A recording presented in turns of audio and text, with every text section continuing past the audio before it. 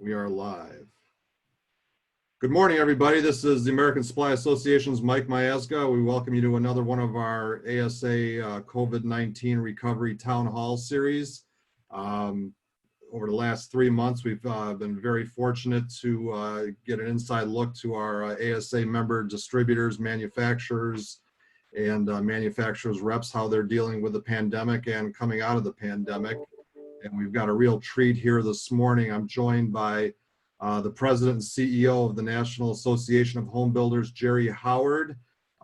Jerry joined NAHB in 1988, promoted to CEO in 2001.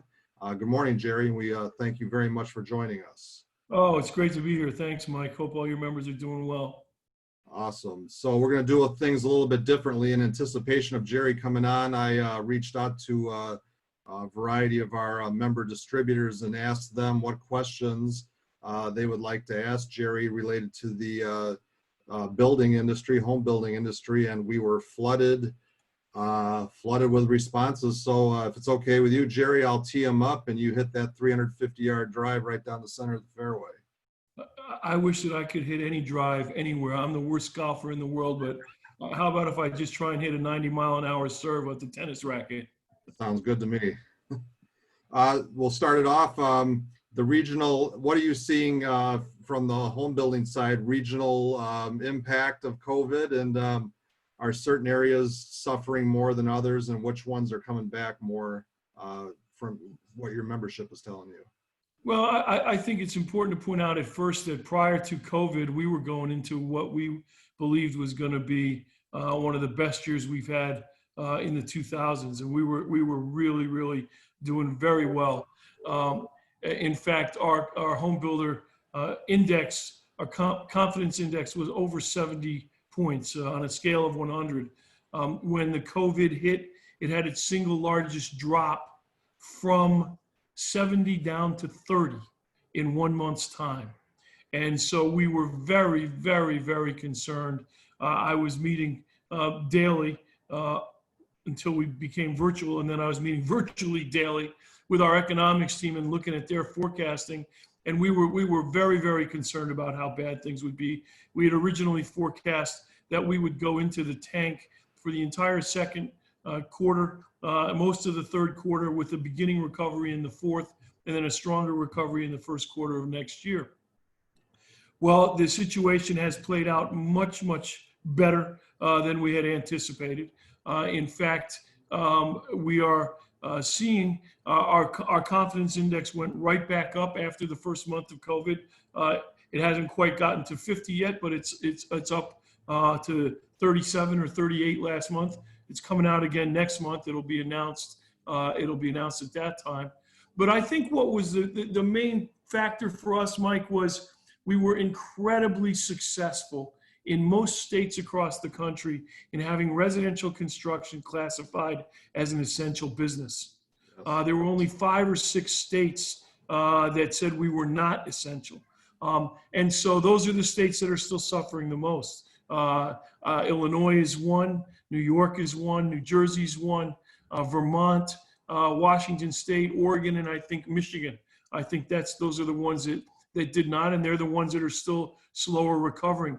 In other parts of the country, we're seeing people tell us that the last 2 weeks have been among the best 2 weeks they've ever had in terms of selling already constructed homes and people coming under contract to buy homes. So the recovery is reflective of the attitude of the American people prior to COVID. And it looks like Rob Dietz, our economist, is going to be right that in housing, in residential construction, the recovery is going to be a V-shaped recovery.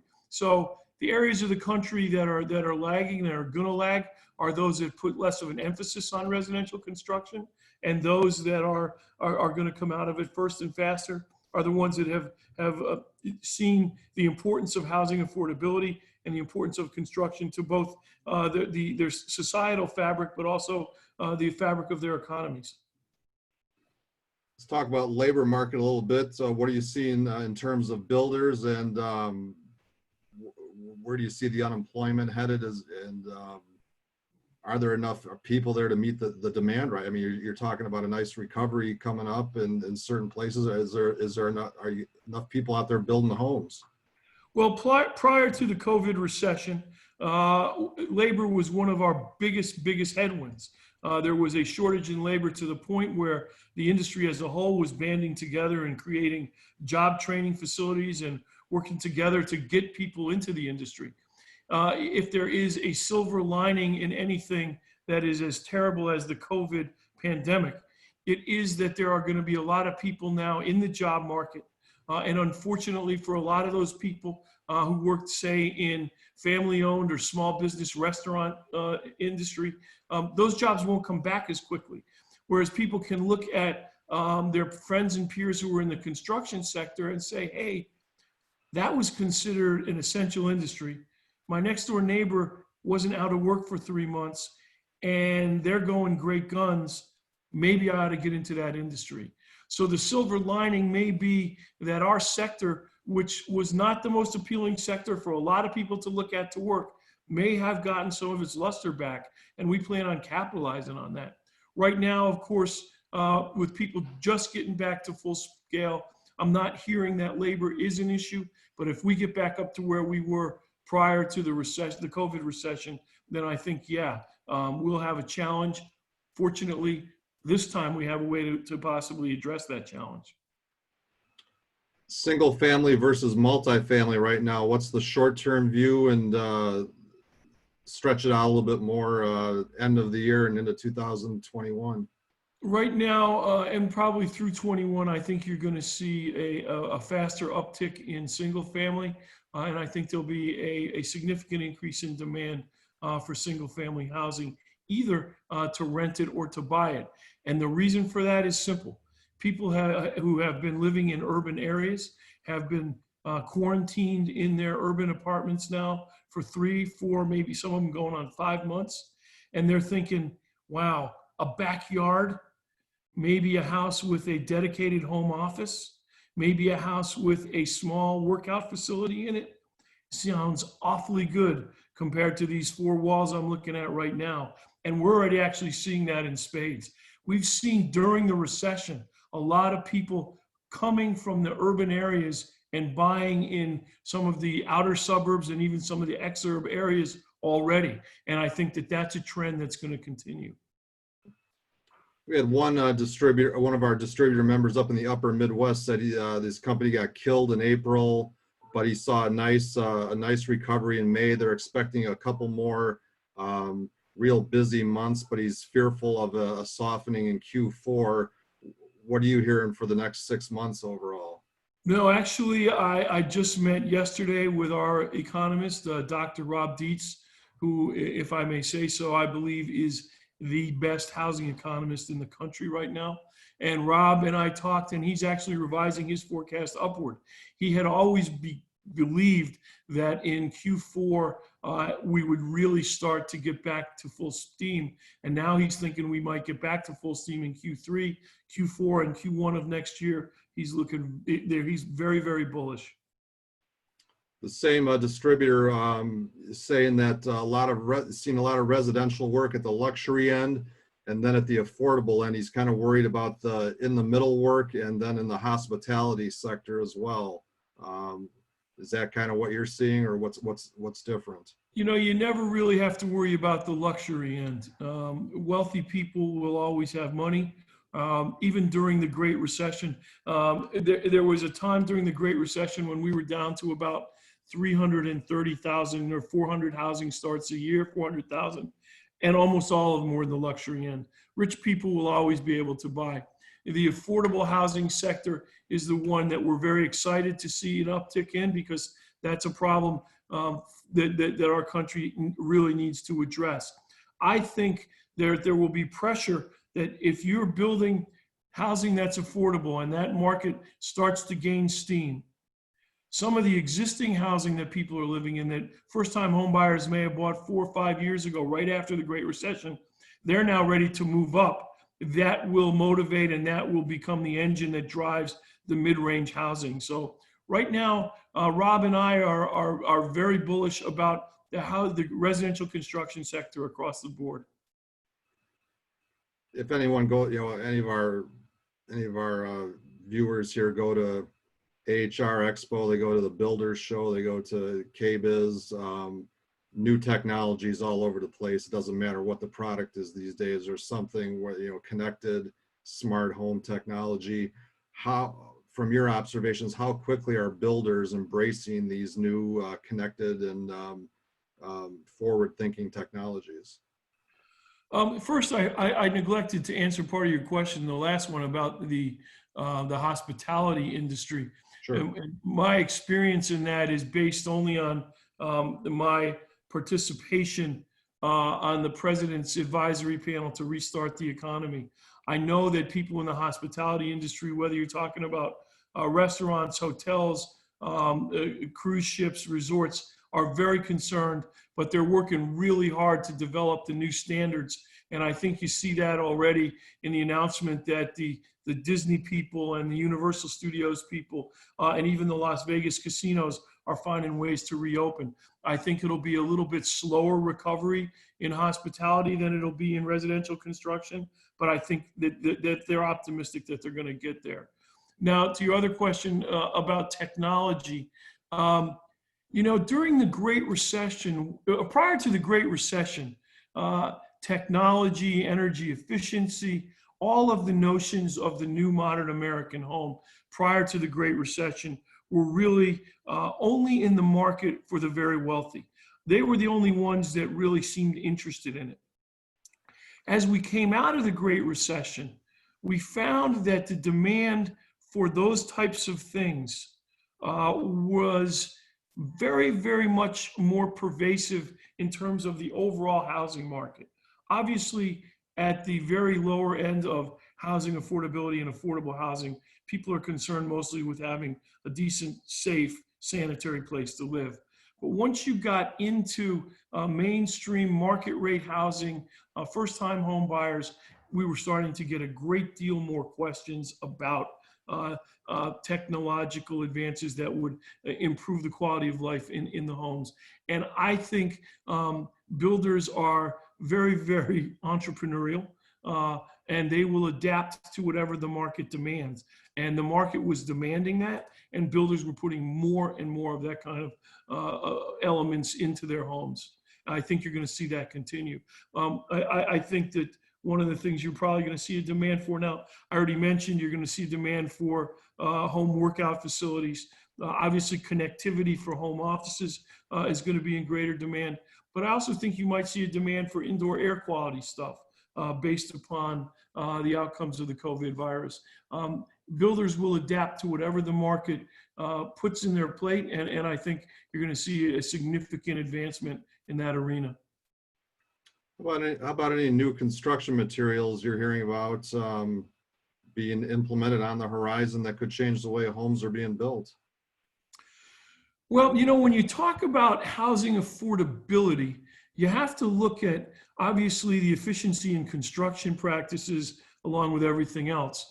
And NAHB was very proud to partner with the Department of Housing and Urban Development last summer, just about a year ago now, where we had a big showcase on developments in construction on the National Mall. Unfortunately, because of COVID, that the second year of that event has been postponed. But there's a lot going on in that arena as well in terms of more energy efficiency, more efficiency just in components being manufactured offsite and then the put together, even if you're just talking about joists, but that is taking hold. Some of the 3D printing stuff for affordable housing. There's a whole world of technological advances in building materials that is really just beginning to come to the forefront. So I'd encourage you guys to keep an eye open. We will be partnering with HUD next spring on another one of these housing showcases, and I think you'll see a lot going on there, and also at IBS too. So everybody, IBS is on. We'll be in Orlando in February, and we hope to see you all down there. Always a good show. Love it.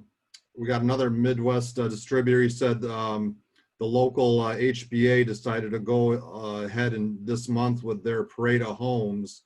event. What are you hearing from around the country in terms of other HBAs and what they're doing with their open house events?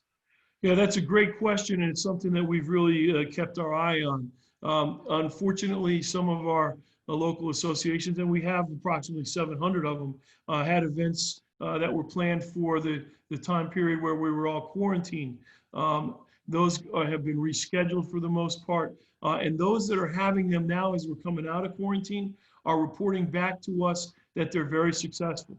I think the combination of people wanting to get out and do something, and the combination that people may be looking for bigger houses now that they've been in their own homes for as long as they have, has really served to drive potential buyers and consumers to the parades of homes. We're hearing very positive things. This is one of the more interesting questions that was turned in. The early part of the pandemic, folks that may live in nicer luxury apartment complexes, condo complexes that might have the community barbecue areas, the weight pressing rooms, laundry facilities, couldn't use them because of COVID. This particular person that sent in the questions is thinking that maybe those type of people are rethinking living in those types of communities now for fear that if another outbreak happened, they would lose those amenities.